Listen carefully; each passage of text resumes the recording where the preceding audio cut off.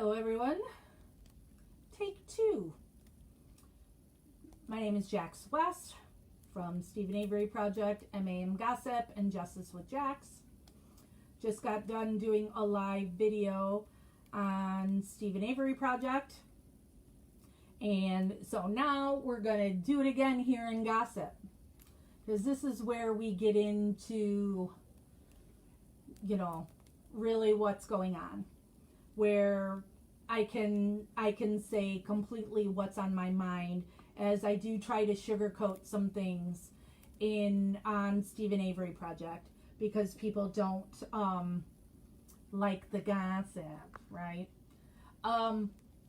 Now, when I was just live on Stephen Avery Project, it was showing me everybody's comments, no problem. But when I have done lives in here in Gossip on my iPad, it doesn't show me the comments as well, and I have to try to scroll up. So if I don't see your comment or respond to it, that's going to be why. It's not because I'm ignoring you.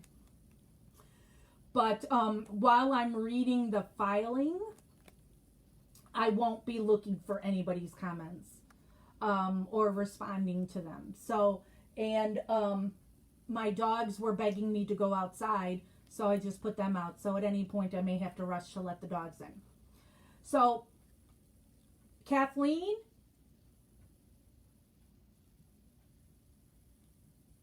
ooh, hold on a second. Let me go into this message that I just got from somebody, which could be very interesting.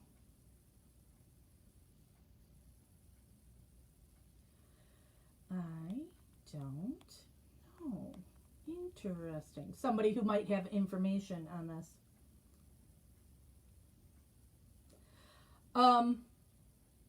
Okay. Where is it? Nope, it's not here. All right, so Kathleen filed today. Oh, and I just scrolled off of it. And since I'm doing this live on my iPad and not on my computer upstairs where I have the two screens, I have to pull it up on my phone and read it from there. And I'm really blind. And so this is really little and it's hard for me to read. But there is a post here in Gossip where the link is there for you to go and read this yourself if you want. And if you can't find that, you go to her website, to KathleenTZellner.com. You go to the page that's for Stephen, and one of the top things on there is where this filing is. Now my dogs are barking outside. Hold, please, while I go get my dogs.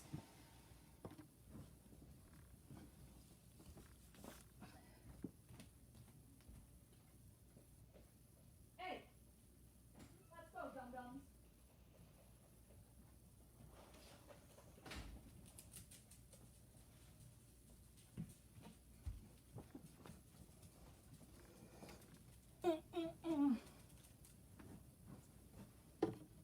Here I am again.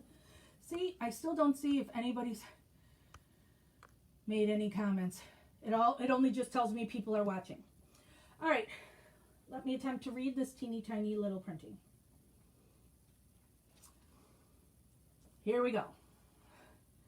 Defendant appellant's motion to stay appeal and remand for petitioner to file a supplemental post-conviction motion disclosing new evidence of a Brady violation and a third-party Denny suspect.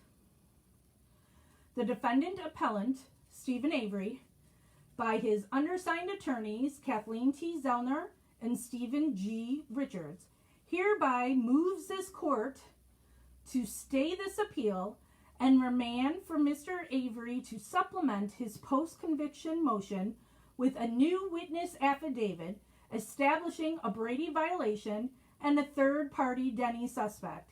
In support of said motion, Mr. Avery states as follows. Brady violation. 1. On April 11, 2021, so yesterday, right? Today's the 12th. A new witness Thomas Sowinski, Sowinski, came forward to Mr. Avery's current post-conviction counsel and attested to the following.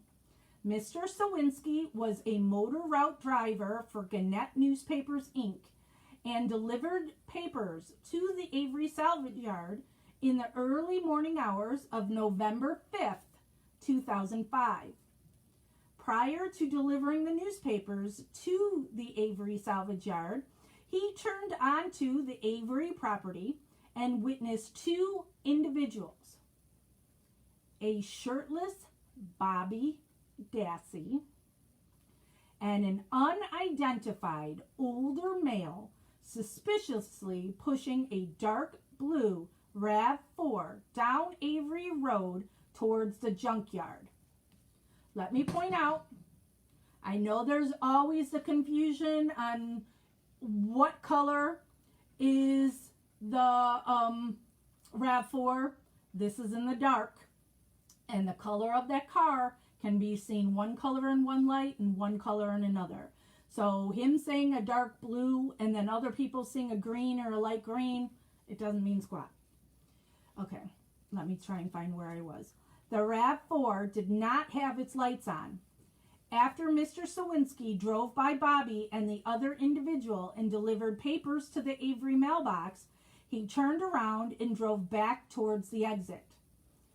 When he reached the RAV4, Bobby attempted to step in front of his car to block him from leaving the property. Mr. Sowinski was within 5 feet of Bobby, and his headlights were on Bobby during this entire time. Mr. Sowinski swerved into a shallow ditch to escape Bobby and exit the property. After Mr. Sowinski learned that Teresa Halbach's car was found later in the day on November 5th, 2005, he realized the significance of what he had observed and immediately contacted the Manitowoc Sheriff's Office and spoke to a female officer,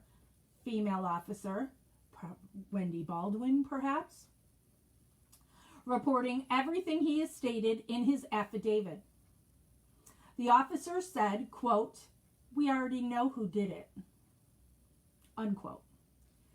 Mr. Sowinski provided his phone number and was told that the Manitowoc Sheriff's Office would contact him, but it never did.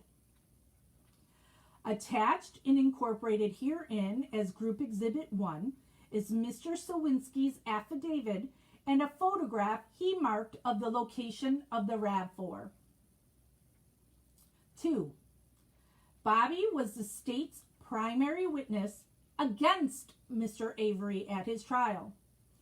During his opening statement, Prosecutor Kratz, sweaty sweat, explicitly informed the jury of the significance of Bobby's putative observations on the date of Ms. Halbach's disappearance. Quote, "You're going to hear that Bobby Dassey was the last person, the last citizen, that will have seen Teresa Halbach alive." 3. At trial, Bobby testified that he observed Ms. Halbach's vehicle pull up in his driveway at 2:30 p.m. on October 31, 2005. Bobby then observed Ms. Halbach exit her vehicle and start taking pictures of his mom's maroon van right in front of his trailer. Bobby testified that he then observed Ms. Halbach walking towards the door of Mr. Avery's trailer. The following exchange occurred between Prosecutor Kratz, sweaty sweat, and Bobby.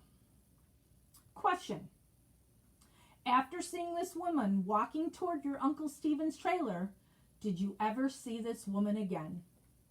Answer: no. 4. Bobby then testified that he took a 3 or 4 minute shower and then left his trailer to go hunting. Bobby walked to a Chevy Blazer, which was parked between the trailer and garage. Bobby testified that as he walked to his vehicle, he observed Ms. Halbach's vehicle still parked in the driveway.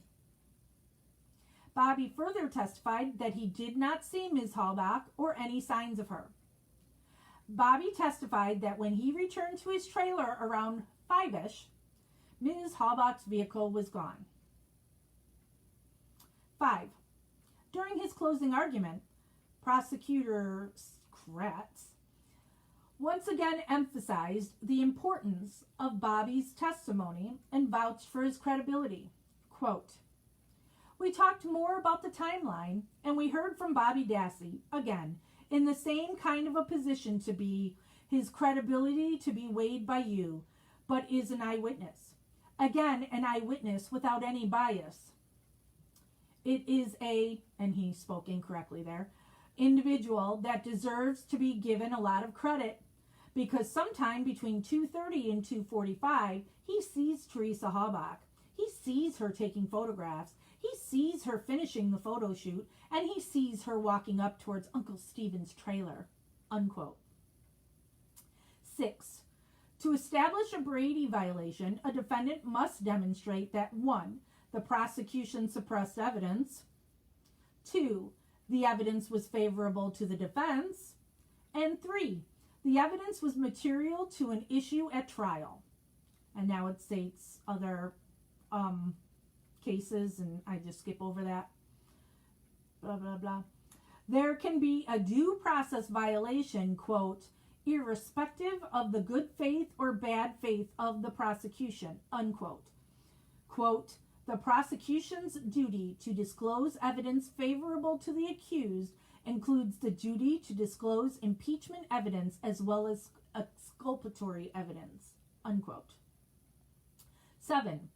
The state suppressed the evidence of Mr. Sawinski's report to the Manitowoc Sheriff's Office that he had witnessed Bobby and another individual in possession of and moving Ms. Halbach's vehicle onto the Avery salvage yard after Ms. Halbach's disappearance and prior to her vehicle's discovery. The suppressed evidence from Mr. Sawinski was favorable to the defense and material to the pivotal issue in trial because it would have 1. Destroyed entirely the credibility of Bobby as the state's primary witness, 2. Established that Bobby was directly involved in the murder of Ms. Halbach, and 3. Established that Bobby planted evidence to frame his uncle, Mr. Avery. 8. And this is citing another case, and then says, quote, the question is not whether the defendant would more likely than not have received a different verdict with the evidence, but whether in its absence he received a fair trial, understood as a trial resulting in a verdict worthy of confidence, unquote. A, quote, reasonable probability, unquote, is lower than a preponderance of evidence standard. It is demonstrated where the defense shows that the failure, quote, undermined confidence, unquote, in the conviction. 9. In the absence of the suppressed evidence presented in Mr. Sawinski's affidavit, Mr. Avery did not receive a fair trial. Mr. Avery had a constitutionally guaranteed right to present a complete defense to the charges against him. Now it cites other cases. Then says Mr. Avery was deprived of his constitutional right to present a complete defense because of this Brady violation committed by the state. 10. Additionally, the Sawinski affidavit greatly strengthens Mr. Avery's third-party Denny claim because the Sawinski affidavit directly connects Bobby to the crime charged. And then it cited another case. Conclusion. Wherefore, undersigned counsel respectfully requests that this court enter an order staying this appeal and remanding the cause to the circuit court to permit Mr. Avery to pursue a supplemental post-conviction motion in connection with Mr. Avery's discovery of previously suppressed evidence by the state. And then you scroll down to the affidavit. 1. I am of legal majority and can truthfully and competently testify to the matters contained herein based upon my personal knowledge. The factual statements herein are true and correct to the best of my knowledge, information, and belief. I am of sound mind, and I am not taking any medication, nor have I ingested any alcohol that would impair my memory of the facts stated in this affidavit. 2. I resided in Manitowoc, Wisconsin for over 20 years. 3. In 2005, I was employed as a motor route driver at Gannett Newspapers, Inc., and delivered papers in and around the Avery Salvage Yard. While delivering papers, I drove my personal car, which was a tannish gold four-door sedan. I cannot recall the make and model of the car at this time. 4. On Saturday, November 5, 2005, I was delivering papers on the Avery Salvage Yard in the early morning hours before sunrise. I drove down Highway 147 and turned left onto Avery Road. Soon after I turned onto Avery Road, I witnessed an individual who I later realized was Bobby Dassey. And another unidentified older male pushing a dark blue RAV4 down Avery Road to the right side towards the junkyard, or on the right side towards the junkyard. Bobby Dassey was shirtless, even though it was early November. The second man appeared to be in his 50s or early 60s, had a long gray beard, was wearing a worn, puffy jacket, had a larger frame, and was around 6 feet in height. The RAV4 did not have its lights on. Attached and incorporated herein as Exhibit A are photographs marked where I saw the RAV4. 5. I drove down Avery Road towards the mailboxes, left the Herald Times in the mailbox, and turned back around.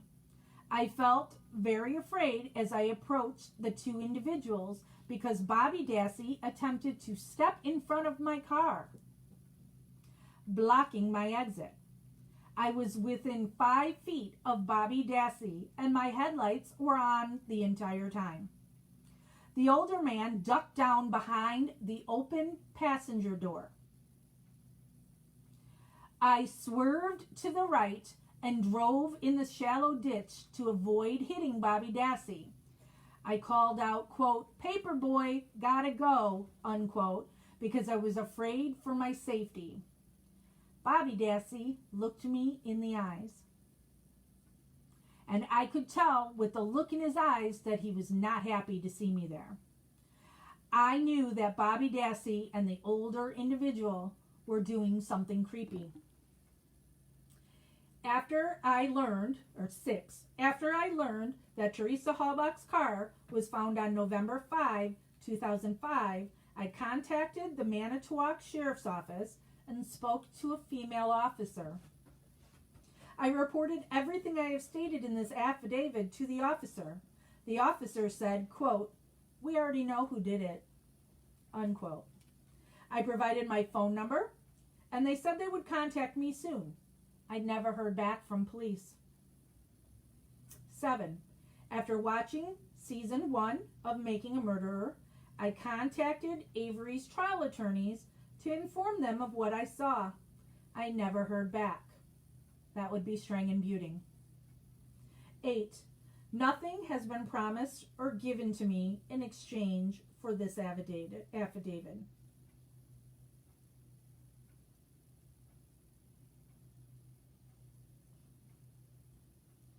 Down on the bottom of this, it says, subscribed and sworn before me this 10th day of April 2021. Let me see, what does it say at the top of this?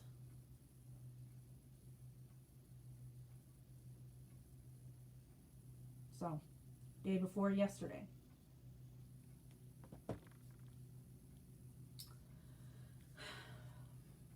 So, in a nutshell, what that is saying is there was a witness who saw Bobby Dassey before the sun came up on November 5th with an unknown guy pushing, ooh, I didn't show the picture, pushing the RAV4 towards the pit. Whoops. And this is the picture.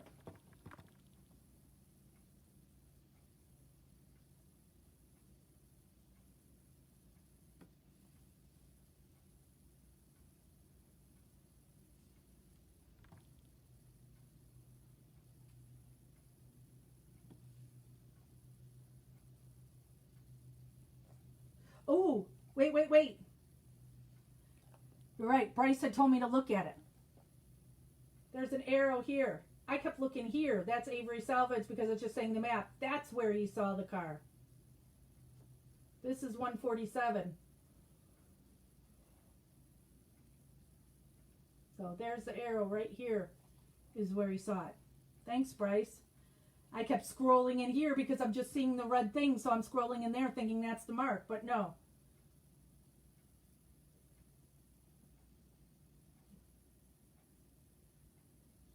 Here it is. There's the salvage yard, the office.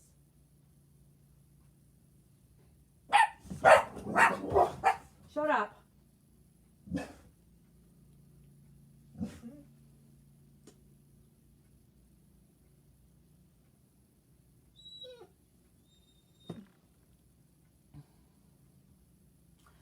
So what we have here is something else that points at Bobby Dassey and that the family keeps denying. The family keeps protecting Bobby Dassey. And by protecting Bobby Dassey, you are keeping Stephen and Brendan in prison for something they didn't do. Stop protecting Bobby Dassey. Why is Bobby's life more important than Stephen and Brendan's? I know Barb has used the excuse before, poor Bobby, he's got a wife and children. Oh, well, poor Brendan, he didn't get to ever have a wife and children. Poor Stephen, he lost his wife and children. My dog made you jump. Sorry, Janine. Bobby is the one who did whatever it is to Teresa Halbach. It is wrong to keep making excuses for Bobby. Something is wrong with Bobby. Bobby had those disgusting things on his computer. They wanted to find porn at Stevens. They wanted to use porn at Stevens to be, oh, that automatically makes him a killer. I don't know how many of you out there have watched porn or have dirty magazines at your house. Does that make you a killer? No. So it was so important to try and find porn at Stephen's house to make him a killer, but when you find it on Bobby's computer, we're not going to pay attention to this. Don't look at this computer. We don't care about this computer. Don't look at that. Doesn't matter that he was looking up the name Teresa Halbach, that he was looking up Rav, that he was looking up women who looked like Teresa Halbach, that he was looking up children being raped and beheaded. Other people will make excuses for that and go, boys will be boys. Oh, that's what boys do. My son didn't do that.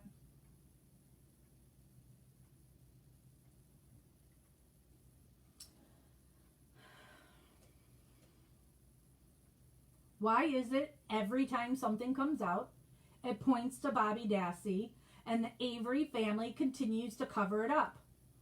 I wish Stephen and Brendan would realize what their family is doing to them out here.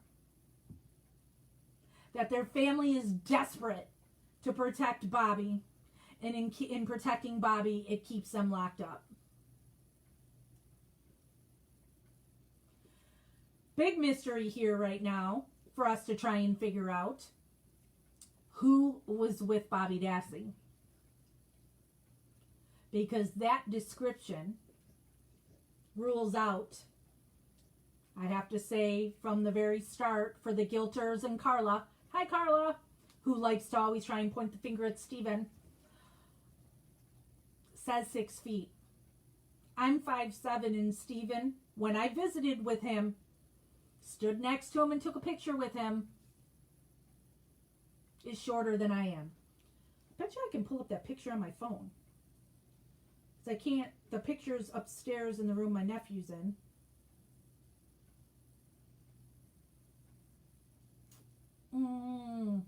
Maybe this one you can kind of tell. Because I also would slump down in taking the picture.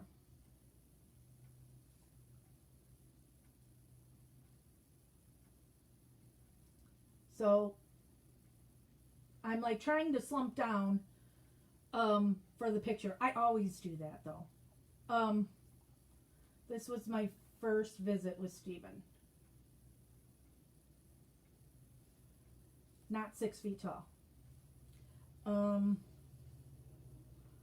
Let me, wait, that wasn't my first, this was my first visit because I wore the Melissa shirt.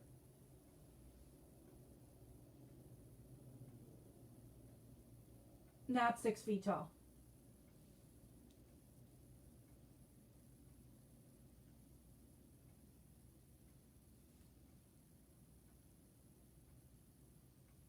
Not 6 feet tall. So, whoever was with Bobby absolutely is not Stephen. 6 feet tall, larger build, looked to be in his 50s or 60s. That's not Scott Toddock. Scott Toddock, Sticky, Skinny is his nickname. Skinny dude. Doesn't have gray hair. Wouldn't have looked like he was in his 50s or 60s.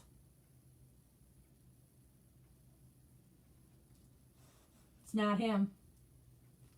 Chuck Avery. Not a tall guy. Skinny guy. He could look like 50s or 60s. He's, you know, he looks old, but it's not Chuck Avery. Earl Avery is the tallest of them. Fat guy. He doesn't look like he's in his 50s or 60s. So, wouldn't think it was Earl Avery. Could it be Alan Avery? Alan was heavy. Alan had a long beard. Could it have been Al? But I can't see Al covering this up to protect Bobby over Stephen. I have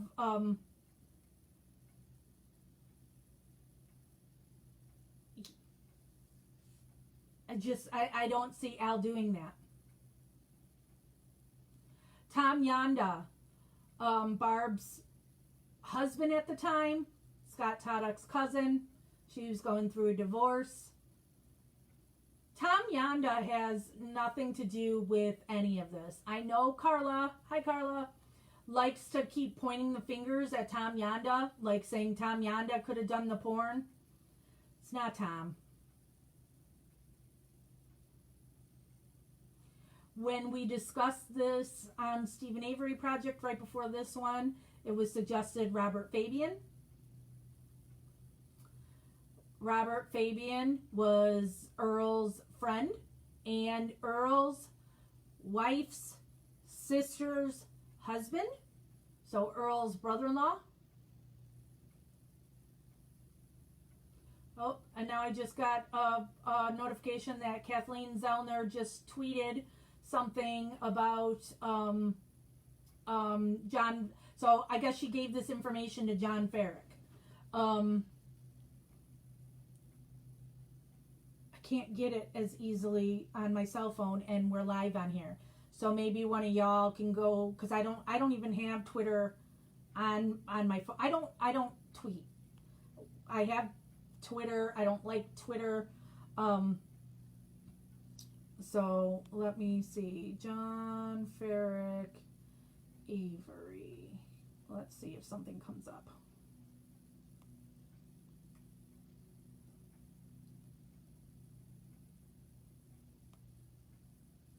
Nothing new when it comes up. So when this is over, one of you guys go to Twitter and go get whatever that is that Kathleen just tweeted about. So she's obviously talked to John Ferrick. John Ferrick lived in Wisconsin at the time of this crime and wrote a lot of articles. Thank you, Deanna. He now lives here. So he lives in Joliet, Illinois. And her office is in Downers Grove, Illinois. I'm like in between the two. So he's in Joliet, and he mostly just writes articles now on like restaurant openings and such for the Patch local newspaper. So guessing John Ferrick, got an exclusive. So let's see. Let me Google John Ferrick.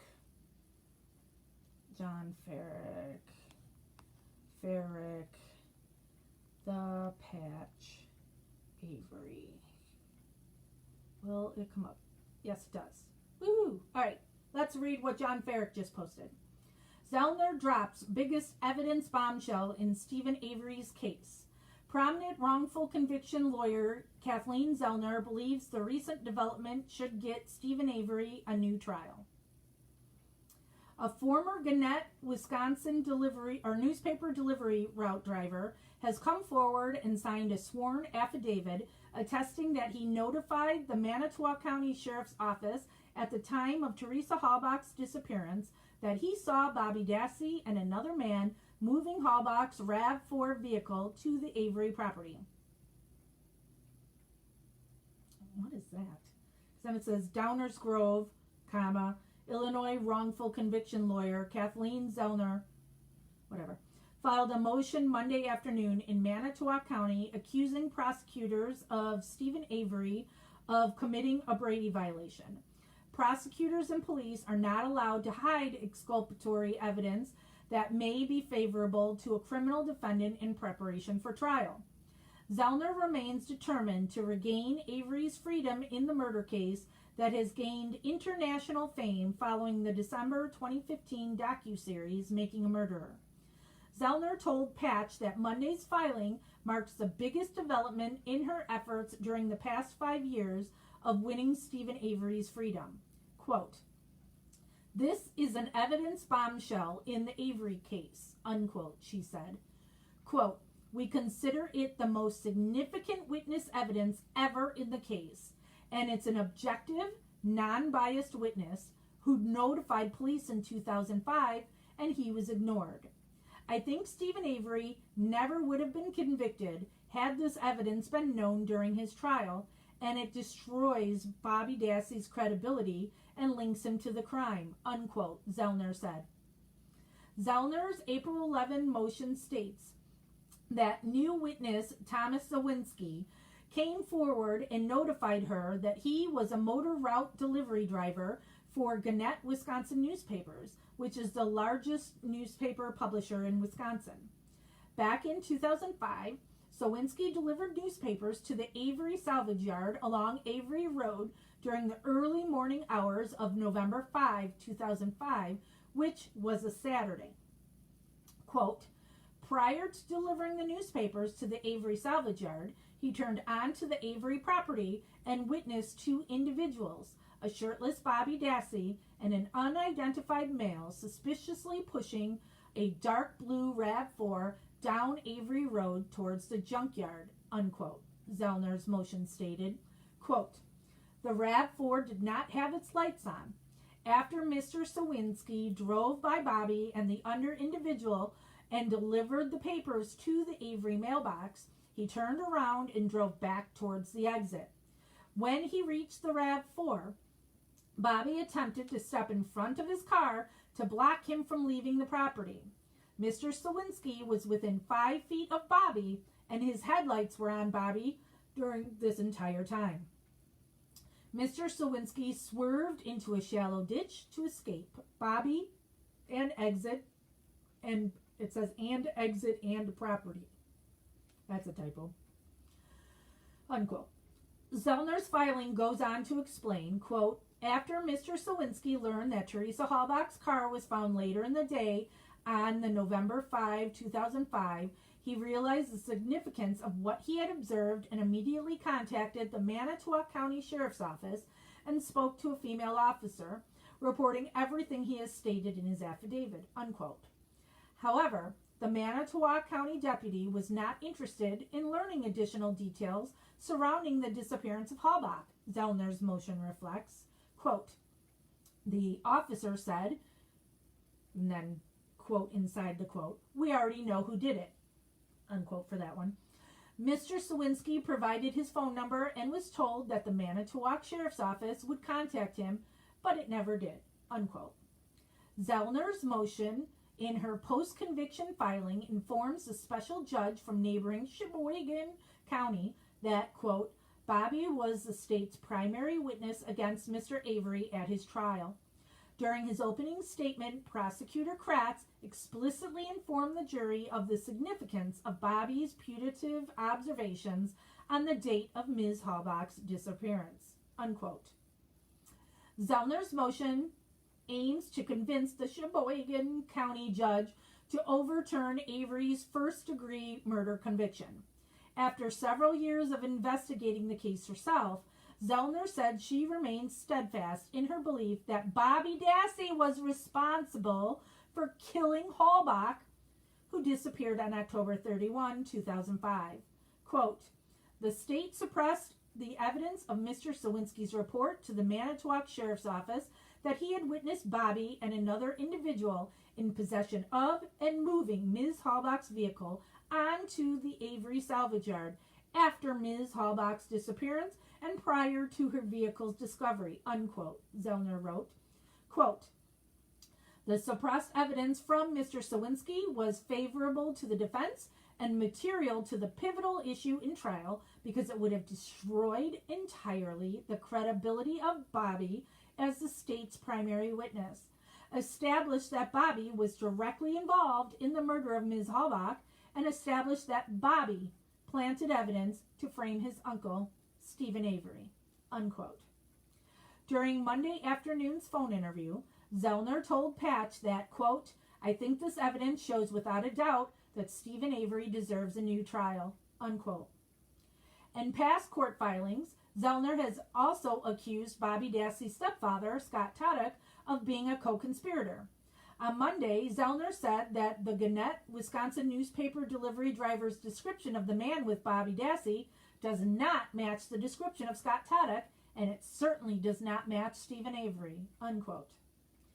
The man with Bobby Dassey moving the RAV4, Zellner said, looked to be at least 6 feet tall and had a beard between 8 to 12 inches long.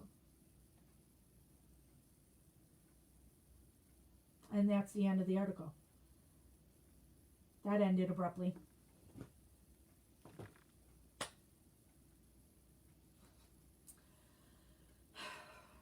So again, Bobby Dassey is guilty. The Avery family is covering for Bobby Dassey and keeping Stephen and Brendan in prison.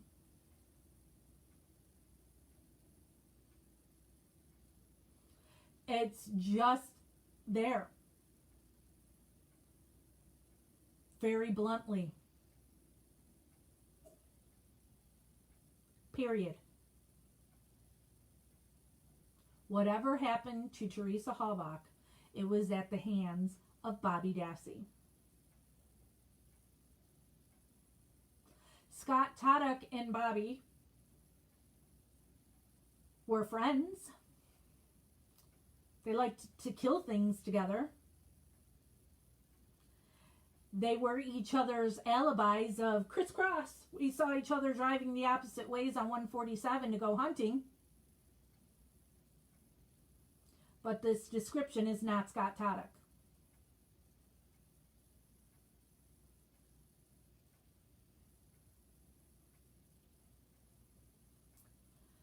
Earl is not going to get off his fat ass and help push a car with Bobby before the sun comes up. Earl did not live at the salvage yard at this time. He was married, lived off property. Chuck lived there. Chuck doesn't match that description. Alan lived there.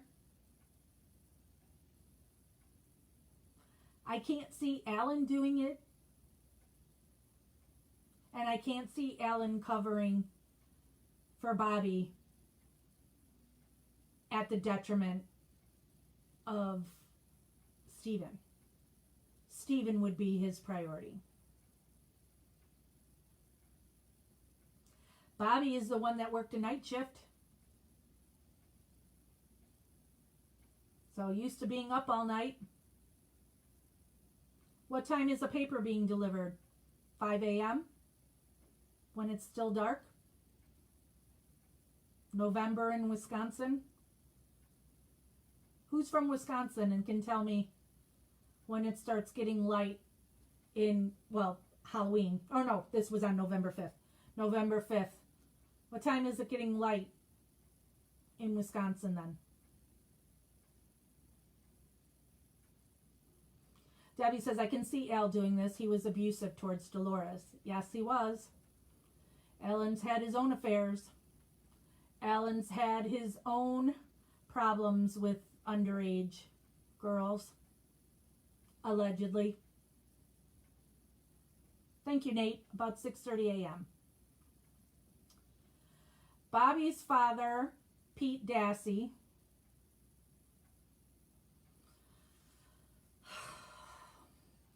met Pete once. Pete doesn't look 50 or 60. Trying to place how tall he is. You know, he's heavier. I can't recall how tall Pete is, because I interviewed him, so he was mostly sitting down. But Pete is like Brendan. He's a sweet dude. Michelle says, Bobby said he spent the day hunting with Mike Osmondson. But Mike Osmondson's a kid like Bobby. Thank you, Charlene.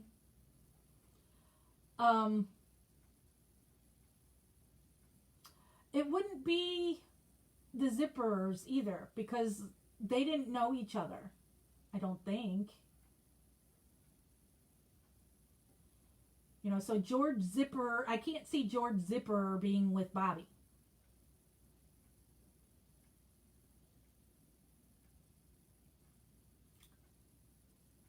So, and I can't see, yeah. I mean, the guy says that the guy was on, the witness says the guy was on the passenger side, pushing from there with an open passenger door. Okay? So, both ways the car would be going, you know, Bobby's on his side of the street. And so the other guy's over here. And he said the guy ducked down too. So he wouldn't have gotten that, and it's dark. And he was focusing on Bobby, who's in the street. So he may not have the best view of who the other guy is.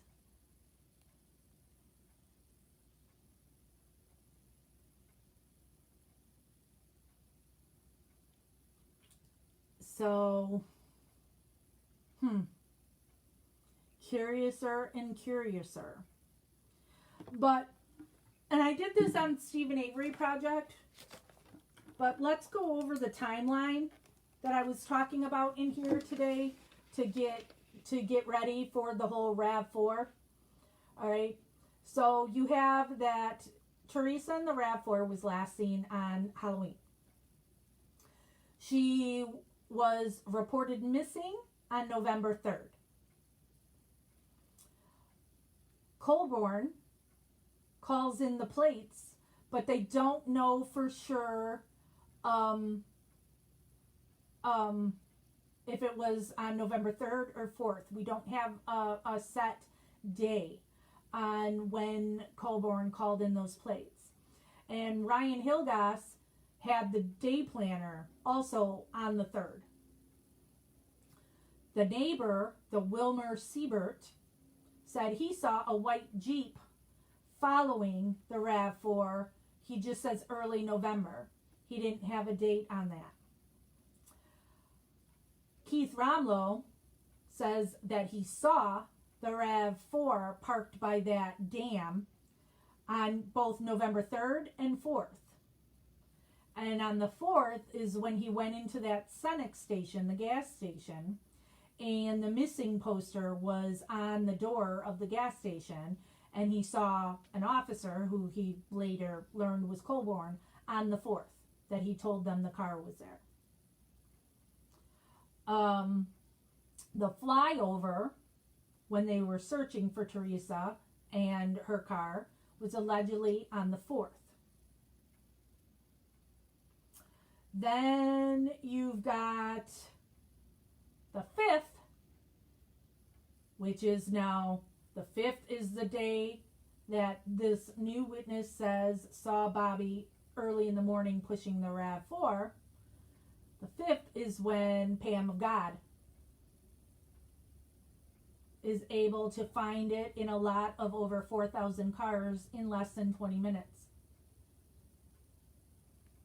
Also on the 5th is when law enforcement talks to Josh Radant, who owns the quarry in the deer camp behind the salvage yard, and that law enforcement told them that they knew that the RAV4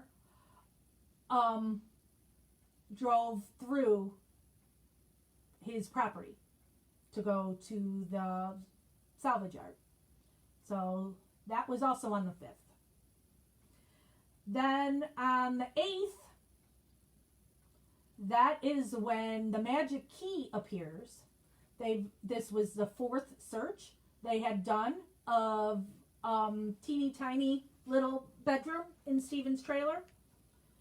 So on the 4th search, that's when the magic key appears on November 8th.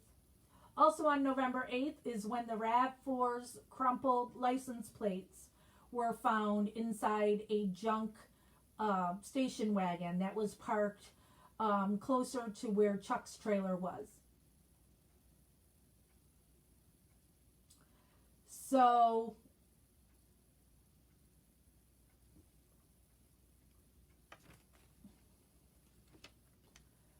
was the RAV4 left at that turnaround,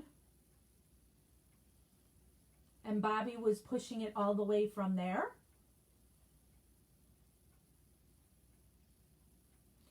And why wouldn't he have the keys?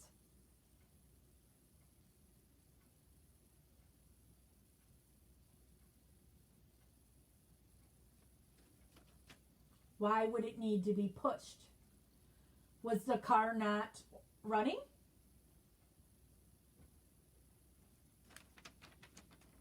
Now we know a front light was broken.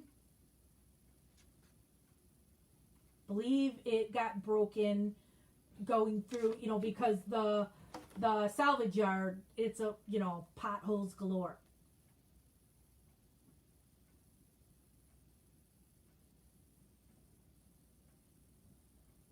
Well, and Belinda, the whole towing thing is Bobby doesn't have access to tow anything.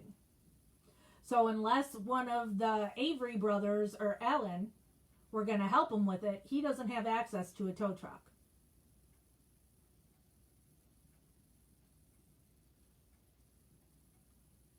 Okay, yeah, I remembered that the battery had been disconnected And I thought the whole point of that was is they were saying the battery was disconnected because Stephen didn't want the alarm to go off. He wanted to disable the fob.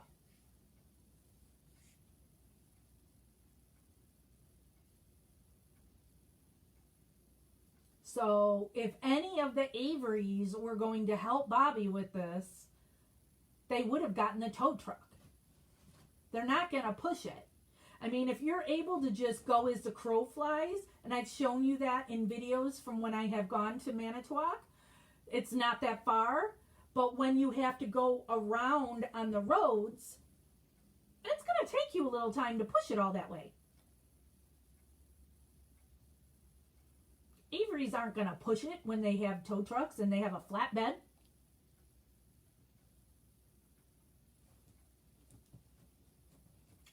So I can't see Alan Avery pushing a car. He would tow it. So this isn't going to be any of the Averys that is helping Bobby. The description given doesn't match Scott Toddock, even though that's who you would think it would be, is Scott Toddock. So is the, did the guy not get a good look? And it is Scott. But he also says it's a long beard.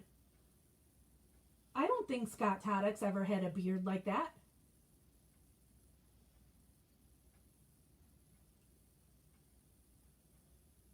So, who was helping Bobby?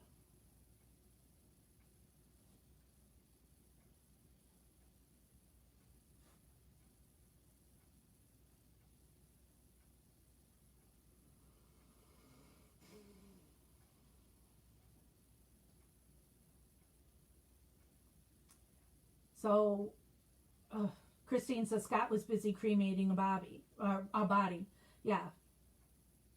There you go. That could be, because that brings in that whole Sikkiki letter. And the people that worked at the foundry with Scott are all basically illiterate. And Scott's nickname was Skinny. So is Sikkiki them trying to spell out in skinny? So did something happen with Teresa Halbach in the smelter at Scott's aluminum foundry? Because I don't care that bones are found here, there, and everywhere.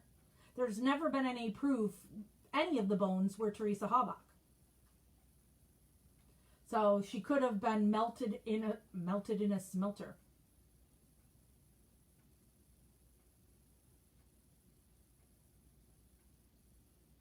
So that's a good observation that Scott is busy with the body while somebody else is helping Bobby with the car.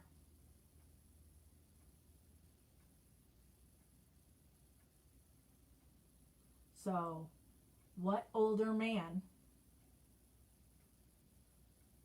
would be helping Bobby?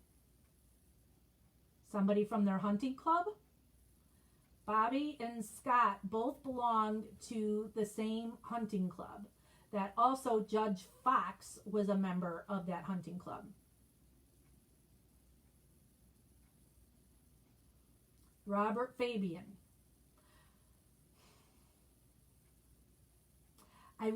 Now I don't know Robert Fabian, but would he be able to keep his mouth shut? Would he not have told his wife, who then would have told his sister?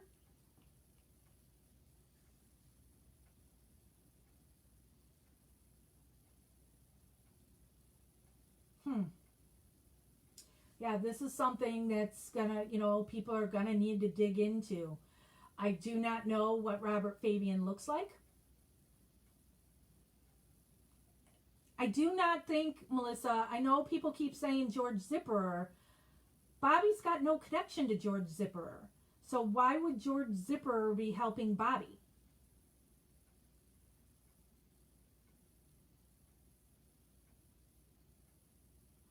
So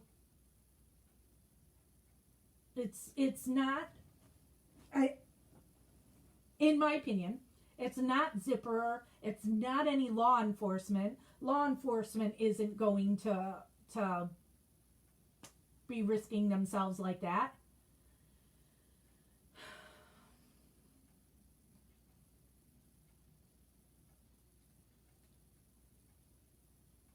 I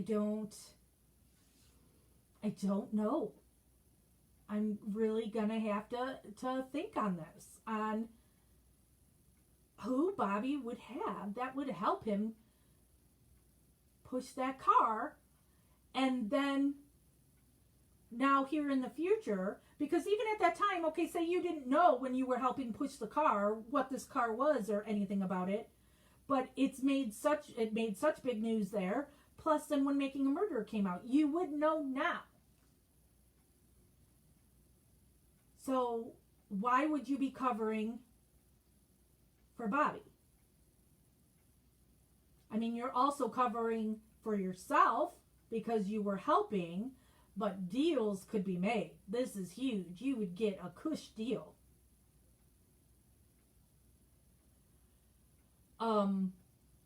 And then, you know, Kathleen has talked about before a reward. I don't know if the reward's a weird thing. You know, there's some there's sketchiness with the person who's offering the actual money. Not Kathleen's on there. And it says that you only get the reward not just by saying, you know, telling who the person is. You only get the reward if that person is prosecuted and found guilty. That's a tough one. You know, so that you really have your out there and having to give that money. But if you know this information, wouldn't you try? It's a lot of money. It was like $100,000, right?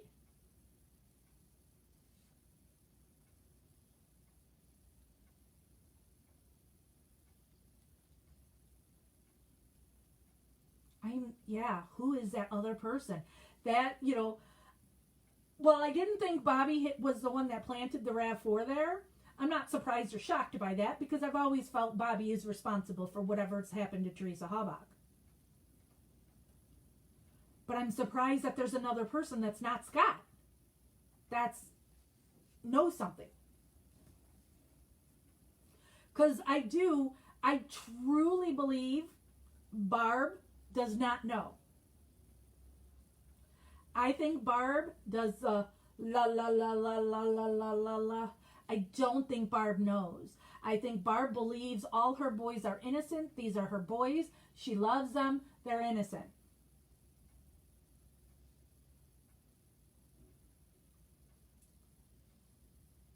I believe she was a bad mom by not being with Brendan when he was interrogated.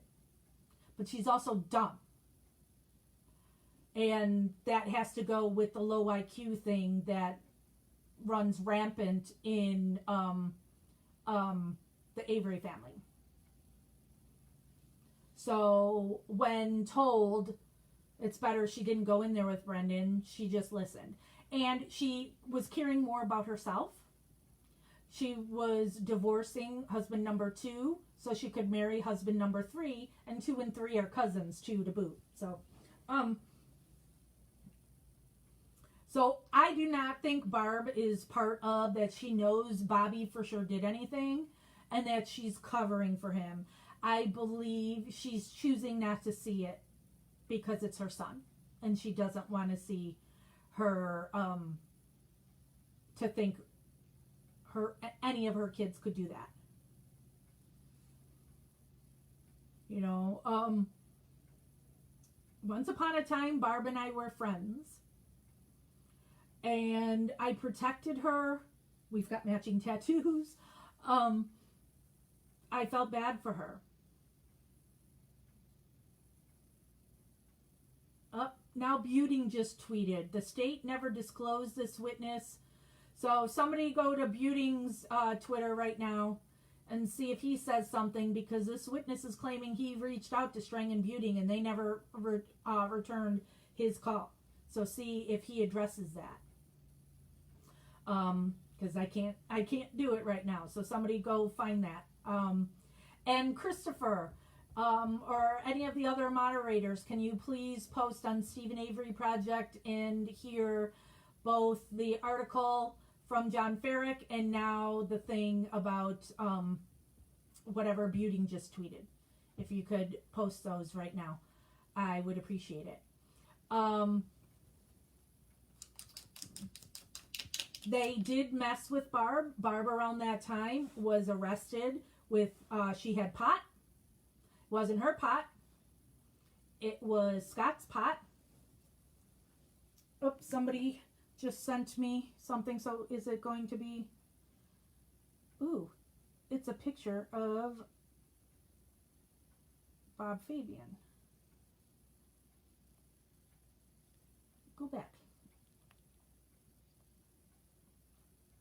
Oh, so it's his Facebook. All right, I'm not going to show the girl. That's Robert Fabian.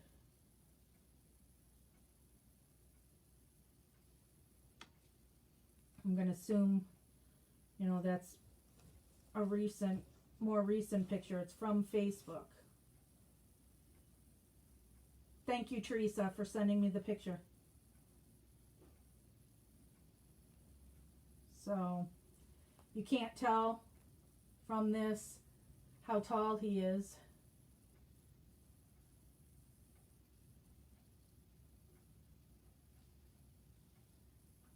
And it's, you know, it's a picture that's posted on his Facebook, so it would have to be a more recent picture, I would guess.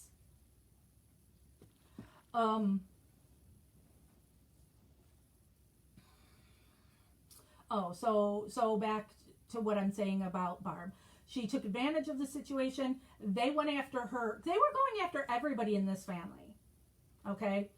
And I know this from talking to her other son, Brian. I met Brian. I talked to him. And everything that was done to Brendan, they tried to do to everybody. Their law enforcement just wanted Stephen for this alleged crime. Period. Any way they could get him, they were getting him. Oops, Cindy just posted Buting Singh. The state never disclosed this witness to Stephen Avery's trial lawyers. If credible, unquestionably, this witness would have destroyed state's case against Avery and Brendan Dassey. But the guy's saying he went directly to you, Buting, and you didn't return that call. So, I just have to point that out. But so Brian Dassey, who doesn't seem to have the low IQ thing, you know, and he seemed like a really nice boy. He said they messed with him in an interrogation, but he just didn't take the bait. You know, so when I was friends with Scott Taddock, I asked him about the different heights of the fire.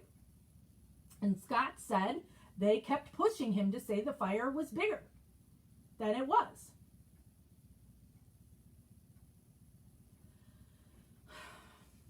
So Brendan is the one that fell victim to it. The rest of them did not.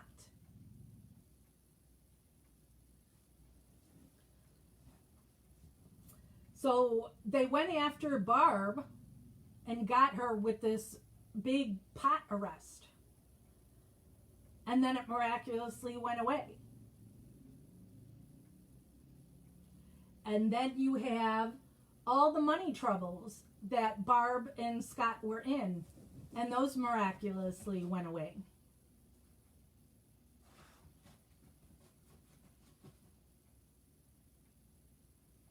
So, and then I know firsthand how Barb has profited off this case since Making a Murderer came out. The money and gifts that fans send to her. Brendan's money that has disappeared. The first GoFundMe that started when Making a Murderer came out. All disappeared. Stephen and Brendan not getting that money. The family is always looking to profit off of this case. And something you need to know, and see, we're in gossip, so I can just be blunt and say this stuff here. And some of y'all will be new that are in here, so you haven't heard this before, and it might be a little shocking to you. The Avery family is not poor. Don't judge them because they live in a way that you wouldn't want to live, thinking of living on a junkyard in trailers. They like it. They also have their vacations. I'm in SAP. I'm not in gossip. I better be in gossip. And that's Stephen Avery Project. I thought I was in gossip. I'm not. Where am I then? Let me see. Hold on.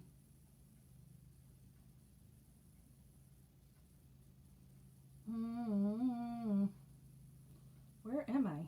Hold on. Where am I? I am so warm.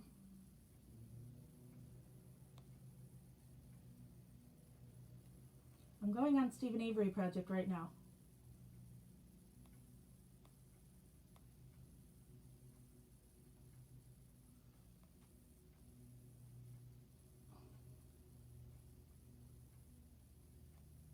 Okay, so you are saying I'm in gossip.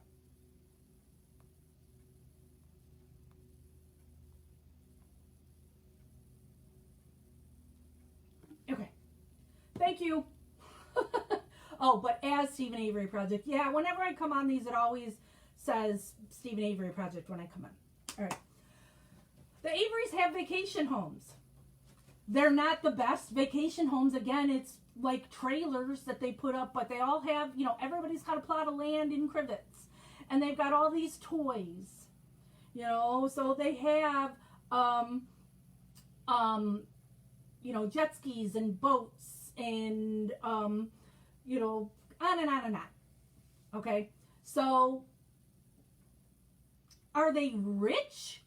You know, not saying these people are rich, but it's not the desperation that people make it out to be, like everybody needs to help this family with money. They're also not paying for Kathleen Zellner.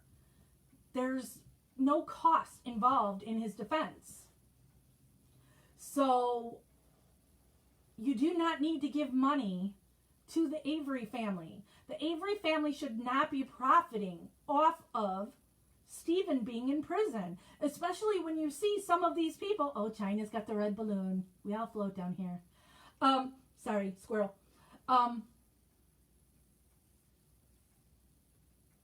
They shouldn't be profiting off of Stephen and Brendan's misery. If you want to help anybody, you put that money directly in Stephen and Brendan's commissary accounts. They can take that money with them. They can send money home if they want. Or you send it to their lawyers. Okay? Don't give to a GoFundMe.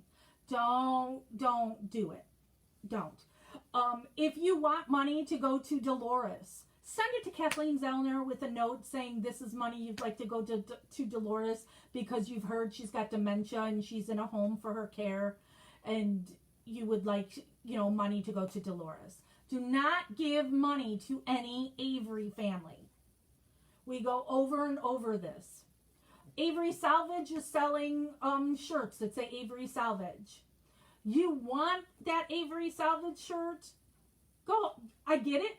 I get wanting to have an Avery Salvage shirt. Just don't think that you need to do that to help that family. You're buying an Avery Salvage shirt because you want an Avery Salvage shirt. Got it. Go ahead and do that if you want. Very interesting message I just got sent. I've been told other groups now, you know, because we've got our rally that's going to be at the end of July. I've been told that another group is now going to have their first rally also in July, and that they're saying they're going to charge people for tickets to go to this event. Don't do that. Don't pay money to go to a rally. I don't care who's at the rally. I don't care if they have Kathleen Zellner at the rally. Don't pay money to go to a rally. Don't do it. You want to buy Buding's book? You can pay money for Buding's book. I did. I bought tons of his book, actually, because I bought them for like all my moderators and had Buding sign them. So what's your message? You're nosy? It is gossip. I've been told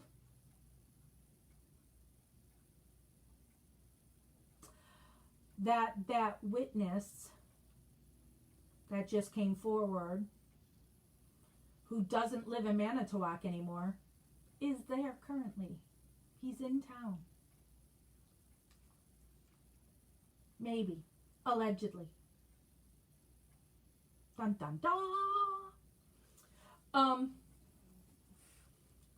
So again, for all the new people and all you people in the back, if you want to help Stephen and Brendan, and you want to do it financially, you can do it online, direct to their prison, and put money in their commissary. Period. Only thing to do. Don't give to people who say that they were once upon a time Stephen's fiance and my basement flooded, or I need a new roof. Don't give them money. That's not your problem to give somebody money just because I talked to Stephen. Don't do it.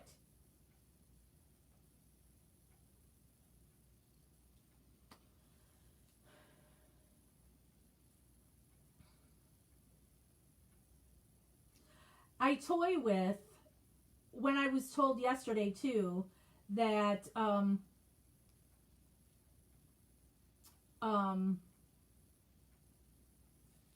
not even doing our rally this July, because now people are trying to make a big circus out of it, and I don't want to be affiliated.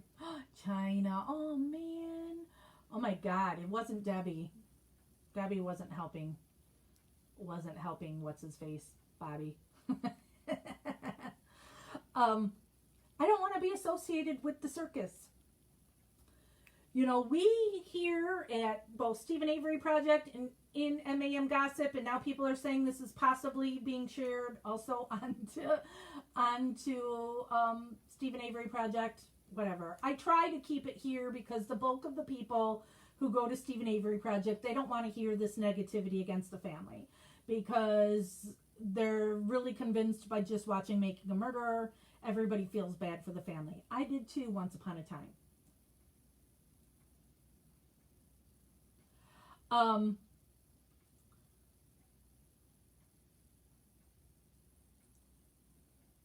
But no, you just can't. There's so much that goes to show that this family, other than Dolores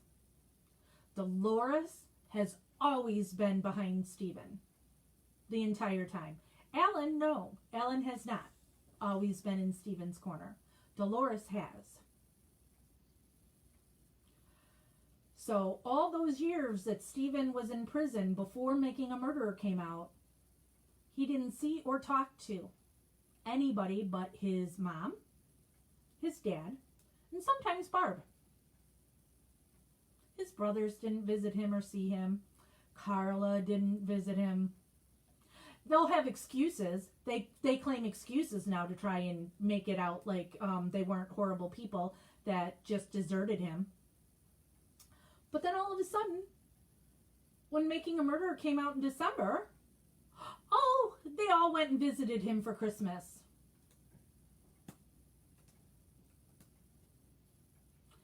I've got his phone lists. We've listened to phone calls. I have his visitation list. I have Brendan's. These people didn't give a shit about any of these two guys, until Making a Murderer became popular and they could make a buck and get attention. Really feeling like, they're the most popular person ever, and that these people are all their friends. And meanwhile, Stephen and Brendan get forgotten about. So I try to keep that stuff only here in gossip because it is catty. And people don't want to hear it. People don't want to hear you badmouth the Avery family. But it's Bobby Dassey who did this. And they keep covering for him. They keep blocking for him. And the more you protect Bobby, the longer Stephen and Brendan stay in prison for something they didn't do.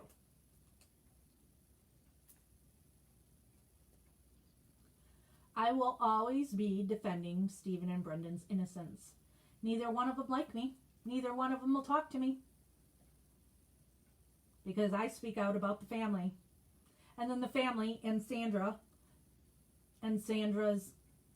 sometime friends lie to Stephen about me.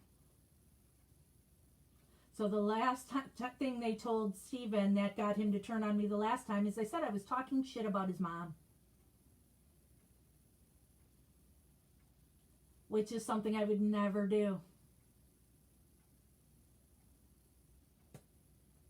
I don't have any ill feelings at all towards Dolores and only sympathy. I've met with her twice.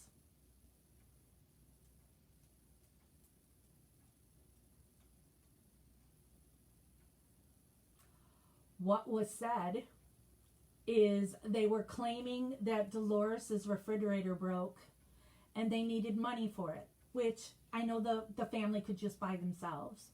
But they were trying to get people to give them money to buy her refrigerator.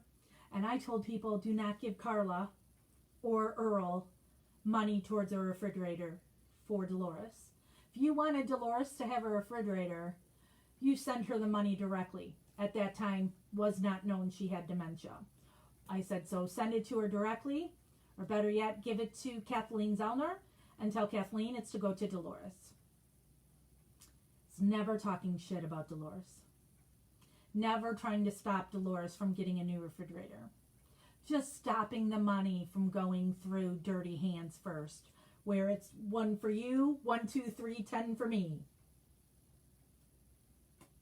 Oh, it was a washer dryer, not a refrigerator? Okay, thank you, Natalie. So that's what they told Stephen. And this is the second time they've done that, to where Stephen then cuts me off and doesn't talk to me. And when he came around after, because he called me out of the blue one day after not speaking to me for months. And so I had it out with him then too. And because Stephen and I would talk about his family. There's no love lost there. He talked a lot of shit to me about his family members, and rightfully so. And I said shit right to him about his family. It was all known. Didn't hide that at all. But they got to get rid of me somehow because they want to be who Stephen loves best. So they told him I was talking shit about his mother. Never. Never, ever would I talk shit about Dolores. I talk shit about Stephen before I talk shit about Dolores. Dolores has done nothing wrong in my eyes from what I know. I'm not talking about what went on in her personal life or whatever. I don't know and I don't care. So, but I'm always going to tell it where the evidence points and what I know from personally meeting and talking with these people. I've been a guest in Barb's home. I've been a guest in Carla's home. I have met Chuck. I've never met Earl. I've never met Alan.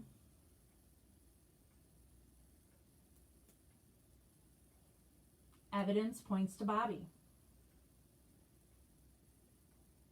Evidence shows that the family just let Stephen rot. When I was there at the salvage yard the first time that I was walking the Pam of God path and filming it, I was with Carla and her husband Stacy. Stacy, who I really like Stacy. Carla's a piece of shit. I actually really liked Carla until I saw that she was corrupt. But Stacy is a really cool guy. I like Stacy. Stacy told me that the Avery brothers were thrilled that Stephen was taken for Teresa Halbach because they didn't like him. They had abandoned him during the Penny Bernstein. Didn't talk to him or anything. Then he gets out, and now he's going to get that $36 million. They all wanted a piece of that money. And so Stephen treated them like shit because they had abandoned him. And now they got to take his shit because they want the money. And when the Teresa Halbach thing came about, they're like, yes, we can get rid of him then. And they also thought that he would still get that $36 million, and since he's in prison, there's nothing he could do with it, and they would get it.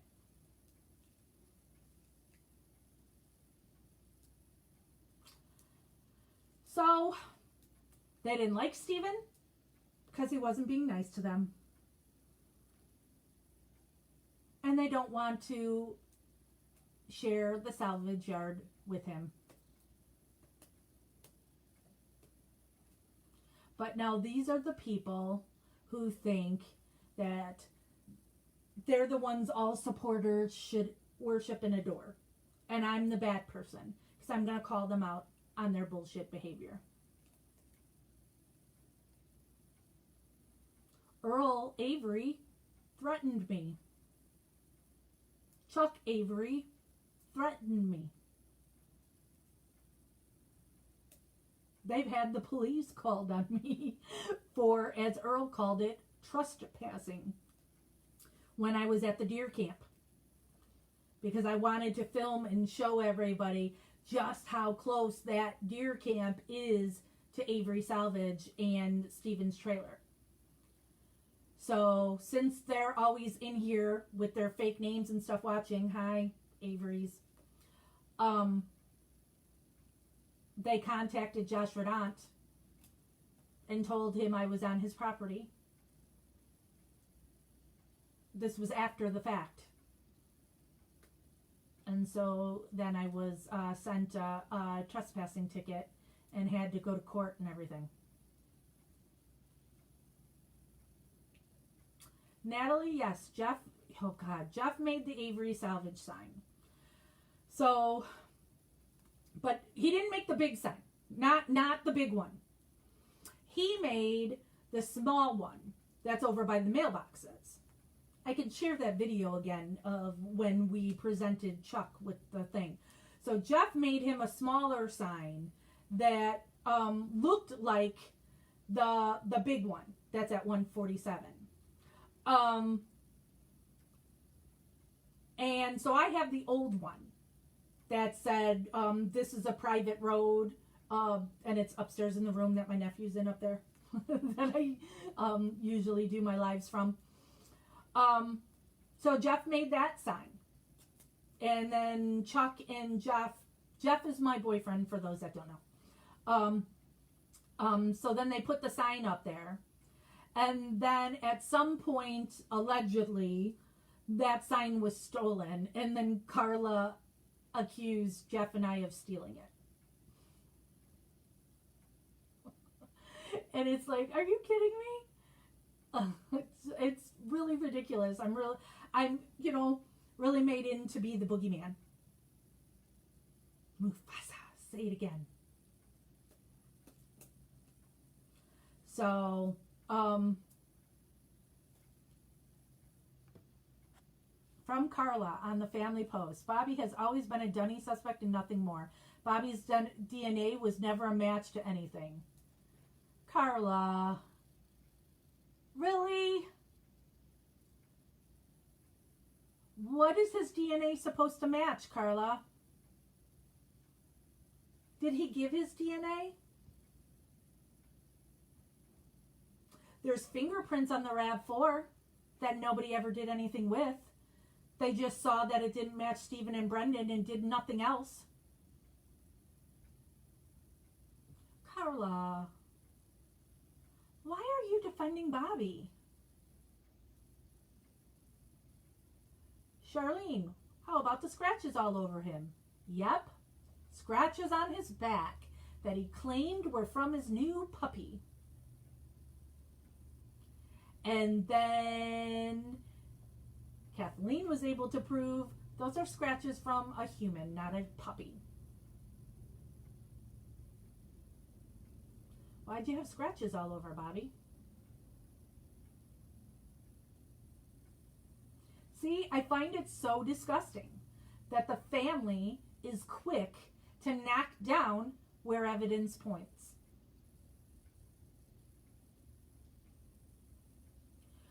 What does the new witness have to gain from saying Bobby Dassey did this? That he saw Bobby Dassey pushing the RAV4. What does he have to gain? Are you going to say the $100,000? That's kind of a scam that I don't think anybody can possibly get. And right, Kat, Bobby's never given DNA. Scott's never given DNA. Scott's all paranoid because Carla is the one who started saying that at a rally she was going to pick up Scott's cigarette butts to try and get his DNA. That's when Carla and Barb hated each other. So then Scott's picking up his cigarette butts so Carla and nobody else could get his DNA. Bobby's always been a Denny suspect. Yep, because all the evidence points to Bobby. That's why. And you do no service to Brendan or Stephen to just poo-poo away everything that comes out that points at Bobby. Yep, Charlene, and then there's the computer. The computer that Carla likes to say, oh, Stephen could have gone in and done that at Barb's house. That makes absolutely zero sense. Stephen's girlfriend was in jail, so he's got the trailer to himself. So if you're going to look up porn, are you going to go next door to your sister's house where your nephew works a night shift and is home sleeping and can walk in on you at any time? Or are you going to do it in the privacy of your own home? Then she tried to point fingers at Tom Yonda, Barb's husband number 2. Nope. Why point the fingers at Tom Yonda?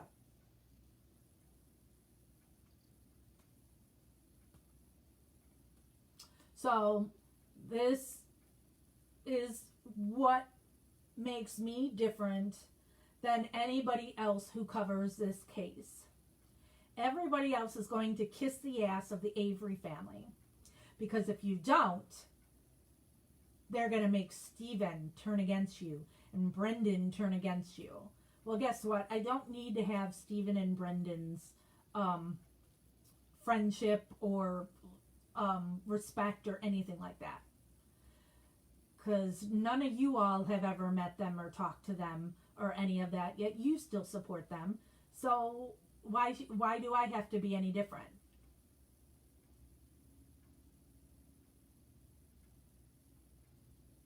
So they don't have to like me. I believe in their innocence, and I continue to fight for their innocence, period. Period. I'm one of the few, no money made here.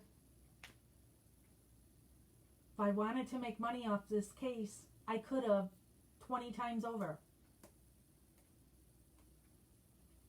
Stephen Avery Project is the biggest support page for Stephen.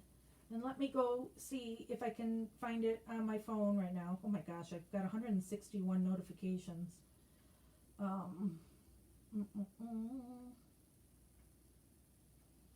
Alright, I'm going on the Stephen Avery Project page.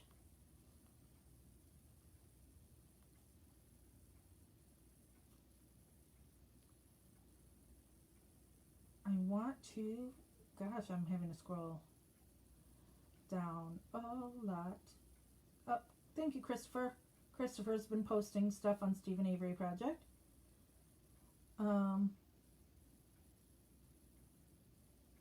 I'm trying to get down to, oh geez. So the post I made 2 hours ago saying Kathleen's filed something has been viewed by 51,751 people. And then I'm trying to get to the biggie, Kathleen's tweet. Hold, please. All right.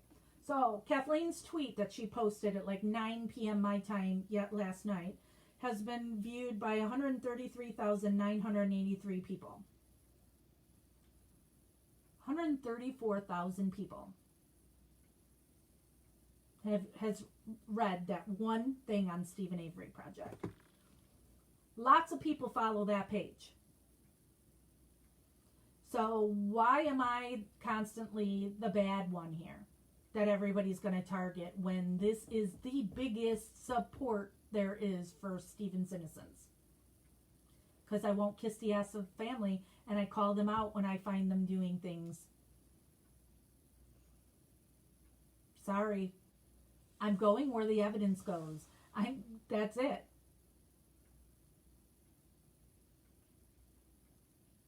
And I've said this over and over. If there was evidence that came out that pointed at Stephen, that he was guilty, I would say that too. It means nothing to me one way or another. There's nothing in it for me on whether it's Stephen or Bobby or Scott or law enforcement or Zipper or Ryan Hilgas. I just follow the evidence. I follow what I know. I follow what I've learned. Everything points to Bobby Dassey. Do I know what Bobby Dassey did to Teresa Halbach? Nope. Can't say he raped her. I can't say he stabbed her. I can't say he shot her. Can't say, what else, Brendan? Punched her? What else? Cut her hair? Can't say any of that. Don't know. There is no evidence of what happened to Teresa Halbach. We just know, allegedly, she has not been seen since Halloween of 2005. That's it. That's all we know. And who, if it's under bad circumstances that she's gone, where does everything point to? Bobby Dassey. Period. That's it.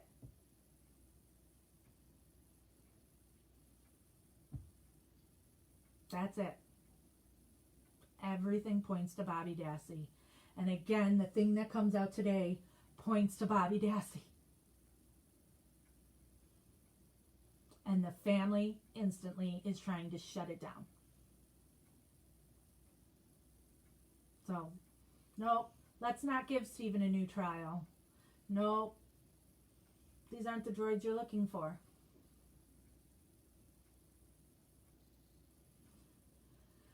They also benefit more from Stephen being in prison. Because once Stephen's home, they don't have control over his likeness anymore.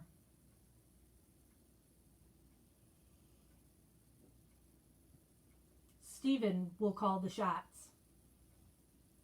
Stephen will see firsthand people making money off of his name. And he won't like it. Not one bit. Cassie is saying, why is this just now coming out? Believe it's just now coming out from what I can assume from the filing is because this guy thought he did his due diligence and that he told both Manitowoc and he left messages for Strang and Buting. And that people just didn't think it was credible. Why he just now reached out to Kathleen Zellner? Don't know. I don't know if Kathleen will put that out, why he finally went to Kathleen. Will it be the reward that, or did she say? Has she said the reward drew out somebody? I would think that's what it's got to be. And this person may not be following the case. You know, so may not have known of this reward that's been out there for a while. You know, because now when I talk about Stephen Avery Project and how many people are on there, they don't have all the facts. They don't follow everything. So this guy, and who doesn't live in Manitowoc anymore, not paying attention to the case, doesn't care. And maybe somehow he just found out about the alleged reward. And then it's like, You know, people send messages here and to Stephen Avery Project all the time with things, with tips or whatever. And we always just refer them to Kathleen. Not that I don't want to know. I'm nosy. You know, case I've been following for how long. Of course I'd want to know. But I don't want to do anything that could ruin what could be a possible good lead that will free them. So it's like, talk to Kathleen. If I find out about it later, great. But don't waste your time with me. Contact Kathleen. And I tell people, don't assume Kathleen knows everything.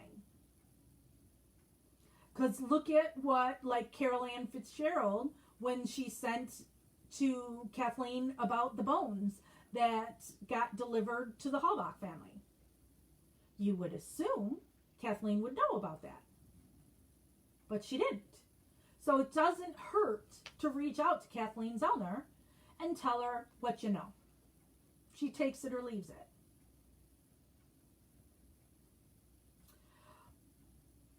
So, will this witness be credible? Don't know. I don't know this person, but him saying that he called Manitowoc Sheriff's Department and talked to a female who then is quick to cut off and say, we already know who did it. Well, Wendy Baldwin. Could it have been Wendy Baldwin?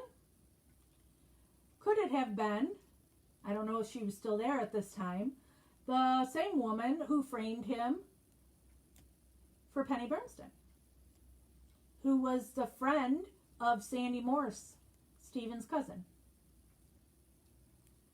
So when Penny Bernstein came in there to report her assault, was quickly told, that sounds like Stephen Avery. So is it that woman?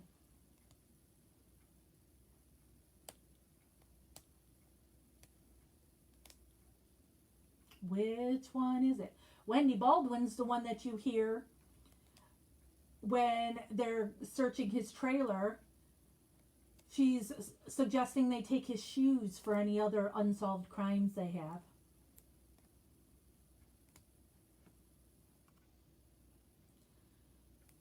Ugh, Kat. Foul play is the one that's allegedly going to charge people for a rally they're going to organize. I'm not a fan of foul play at all. And there's been lots of trouble with foul play in the past. So, whatever.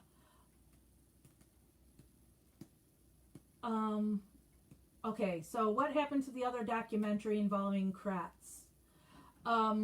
They can't find anybody who'll put it out. So, that's what's happened with that documentary. Nobody wants it.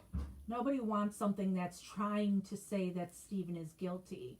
But the clip that did come out that showed Ken Kratz, God, what was it that was in there? There was something that was so good that Kratz said that is just like, I can't believe that Kratz is still walking the streets. Is that when he was talking about the coroner? Was that the big thing too? He was talking about the coroner and saying that the job of a coroner is just kick the body to make sure it's dead. And this is also because in Making a Murderer, the second version talks a lot about how the coroner wasn't left there. Thanks, Christopher. He just sent me a screenshot of where Barb is saying Bobby is innocent, period.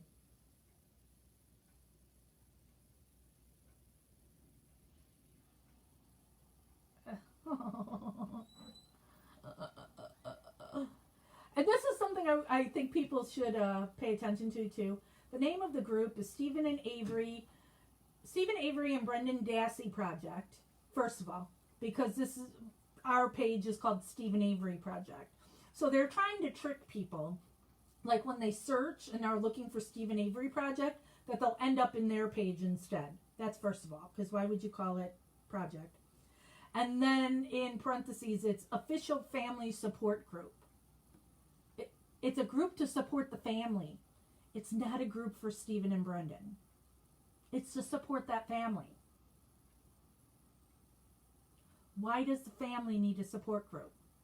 Especially when a family is trying to point fingers everywhere but who is actually the killer. Or whatever. Like, don't know what Bobby did. Don't know.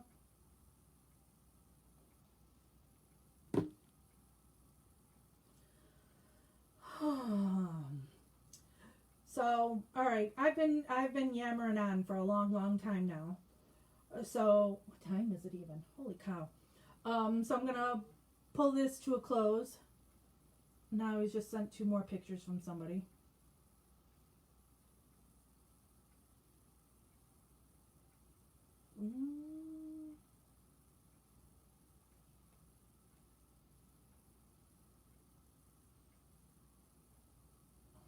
Yep, I remember that.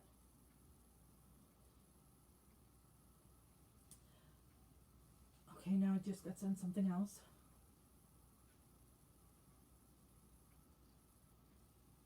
Oh, Carla's post.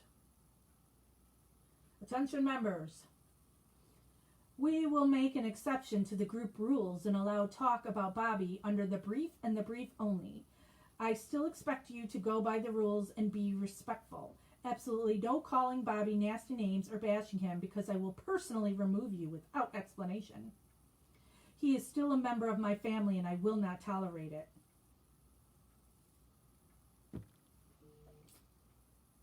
Wish you cared that much about Stephen and Brendan. For shame. So, all right, I'm gonna call this to a close. Because like I said, I was on Stephen Avery Project first and then here.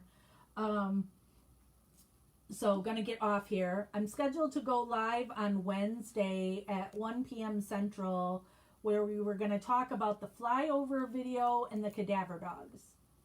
So, at this point, we still planning to do that.